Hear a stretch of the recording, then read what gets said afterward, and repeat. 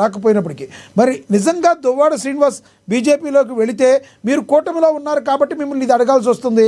NDA కూటమిలో భాగంగా మీరు బీజేపీ టీడీపీ కలిసి ప్రయాణం చేస్తున్నారు. దువ్వాడ శ్రీనివాస్ వస్తే ఏ విధంగా ఉంటుంది? అది మీ కూటమికి ప్లస్ అవుతుందా మైనస్ అవుతుందా?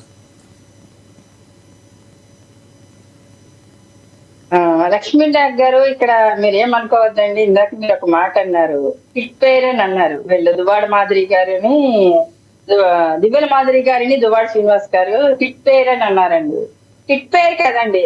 ఏపీ తెలంగాణలో చూసుకున్నా ఎక్కడ చూసుకున్నా వీళ్ళు చెత్త పేరు అని మాట్లాడేటువంటి పరిస్థితి. ఎందుకంటే మేము భర్తను వదిలేసి వచ్చింది, ఈయనేమో భార్యను వదిలేసి వచ్చి వీళ్ళిద్దరూ కలిసి పబ్లిక్ గా సహజీవనం చేసి సమాజానికి ఏం మెసేజ్ ఇచ్చారన్నది, ప్రజలందరి నుంచి ఎలాంటి చీత్కారాలు ఎదుర్కొన్నారన్నది కూడా ప్రజలందరికీ తెలుసు. డబ్బు హోదా ఉంటే ఏదో బతికేస్తున్నాము, లేకపోతే సమాజంలో ఏదో మాకు గొప్ప పేరు వచ్చింది అంటే, ఈ మధ్య కొంతమంది చీప్ పబ్లిసిటీకి అలవాటు పడ్డటువంటి వ్యక్తులు కూడా తప్పులు చేస్తూ కూడా అది పెద్ద గొప్ప విషయంగా ఏదో సమాజానికి ఉద్ధరించేస్తున్నటువంటి వ్యక్తులుగా చలామణి అవుతూ పెద్దలుగా ఉంటున్నటువంటి పరిస్థితి. ఇంకా దువ్వాడ శ్రీనివాస్ గారి విషయానికి వస్తే సార్, ఆయన మా అధినేత పవన్ కళ్యాణ్ గారి గురించి మాట్లాడడం అంటే, ప్రాతిపత్యం గురించి, ఏకపత్ని వ్రతం గురించి, కుటుంబ విలువల గురించి మాట్లాడి మా అధినేత పవన్ కళ్యాణ్ గారిని ఏ రకంగా విమర్శించారన్నది కూడా మేము ఇప్పటికీ మర్చిపోం. ఆయన బీజేపీలోకి వెళ్ళినామండి, ఏ పార్టీలోకి వెళ్ళినా సరే గాని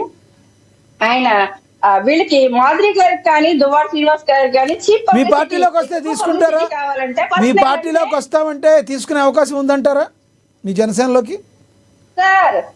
సార్ ఒక విషయం చెప్తానండి, రాజకీయాల్లో శాశ్వత మిత్రులు శాశ్వత శత్రువులు ఉండరు. కానీ ఎప్పుడు కూడా మేము ఏకరవ పెట్టవలసినటువంటి విషయాలైతే ఖచ్చితంగా విమర్శించి తీరుతాం. ఎందుకంటే దివ్యల మాదిరి గారు అంటూ ఉంటారు, ప్రతిసారి ఆవిడకి పబ్లిసిటీ తక్కువ వచ్చింది ప్రతిసారి పవన్ కళ్యాణ్ గారిని విమర్శిస్తూ ఉంటారు. ఏ పవన్ కళ్యాణ్ గారు మంత్రి అవ్వలేదా, ఈయన ఎందుకు అవరు అనేసి ఇంకో స్టేట్మెంట్ కూడా ఇచ్చారు. సినిమాల ప్రకారం నేను పవన్ కళ్యాణ్ ఫ్యాన్ ని, రాజకీయాల్లో మాత్రం నథింగ్, అసలు ఆయన కంప్లీట్ ఫెయిల్ అని కూడా మాట్లాడారు. బతకడానికి పవన్ కళ్యాణ్ గారి పేరు అడ్డు కావాలండి, పబ్లిసిటీ పెంచుకోవడానికి పవన్ కళ్యాణ్ గారిని విమర్శించడం కావాలి.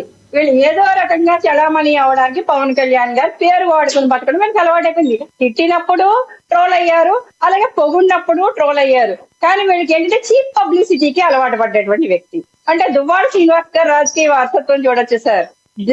దువ్వాడ వాణి గారు ఒక తండ్రి గారి వారసత్వం నుంచి పుట్టినటువంటి వ్యక్తి ఈ దువ్వాడ శ్రీనివాస్ అనేటువంటి వ్యక్తి. వాణి గారి గురించి కూడా తెలుసు, ఆమెకి అన్యాయం చేసి ఏ రకంగా ఆయన బయటకు వచ్చారో భార్య బిడ్డలు, కానీ అది మొత్తం సొసైటీ అందరికీ తెలుసు. సొసైటీకి వచ్చి వీళ్ళు ఏం మెసేజ్ ఇచ్చారు, బిగ్ బాస్ హౌస్ కి వెళ్ళిన వాళ్ళు ఏ పార్టీ కన్నా వెళ్తారు, వీళ్ళు అన్నింటికి బరితెగించినటువంటి వ్యక్తులు. రాజకీయ భవిష్యత్తు గురించి ఏమి ఆలోచించాలి, ఏం నిర్ణయాలు తీసుకోవాలి, ఏ పార్టీలు ఆహ్వానిస్తాయి అన్నది కూడా చూడొచ్చు సార్. గతంలో చూసాం అంటే సోషల్ మీడియాలో పబ్లిసిటీ వేరు, సోషల్ మీడియాలో ఉన్నటువంటి ఫేమ్ వేరు, గ్రౌండ్ రియాలిటీలో ఫేమ్ వేరుగా ఉంటది. ఇప్పుడు రాజకీయాల్లో ఒక ఎమ్మెల్యే అవ్వాలంటే చిన్న విషయం. ఎవరన్నా ఒక వ్యక్తి మీ పార్టీలోకి ఎవరన్నా ఒక వ్యక్తి మీ పార్టీలోకి రావాలంటే 1,1000 సార్లు మీ అధినాయకత్వం ఆలోచిస్తూ ఉంటారు. మీకంటూ కొన్ని స్టెప్స్ ఉన్నాయి, కొన్ని వింగ్స్ ఉన్నాయి మీ పార్టీలో. 1,1000 సార్లు ఆలోచిస్తారు. మరి మీ పార్టీ అధినేత మీద లక్కార భాషతో మాట్లాడిన వ్యక్తిని శాశ్వత శత్రువులు శాశ్వత మిత్రులు ఉండరని, ఇఫ్ ఇట్ ఈజ్ అవకాశం ఉంటే జాయిన్ చేసుకునే అవకాశం ఉందా, లేదంటే దువ్వాడ గారికి అంత సీన్ మీ పార్టీలో ఉండదంటారా? దువ్వాడ గారు వచ్చి మా పార్టీలోకి జాయిన్ అవ్వకపోయినా సరే కానీ సోషల్ మీడియా పబ్లిసిటీతో, సోషల్ మీడియా స్ట్రెంత్ తో మా పార్టీలో సీట్లు ఇచ్చేటువంటి అవకాశం ఉంటుందండి. గ్రౌండ్ రియాలిటీలో వాళ్ళకి ఏముంది, ఏ ఫేమ్ ఉంది, ఏ రకంగా వాళ్ళు పనిచేస్తారు, ఏ రకంగా ప్రజలకి కనెక్ట్ అయి ఉంటారు, ఎలాంటి వాల్యూస్ తో ఉంటారు అన్న దాని మీద మా సిద్ధాంతాలు, పార్టీ సిద్ధాంతాలకి ఆశయాలకి కట్టుబడి పనిచేసేటువంటి వ్యక్తులు, అప్పర్ చెప్పులు వేసుకోవాల్సినటువంటి వ్యక్తులు కూడా పదవులు పొందినటువంటి పరిస్థితి ఉంది. అలాగే సీట్లు పొందినటువంటి పరిస్థితి కూడా ఉంది మాకు.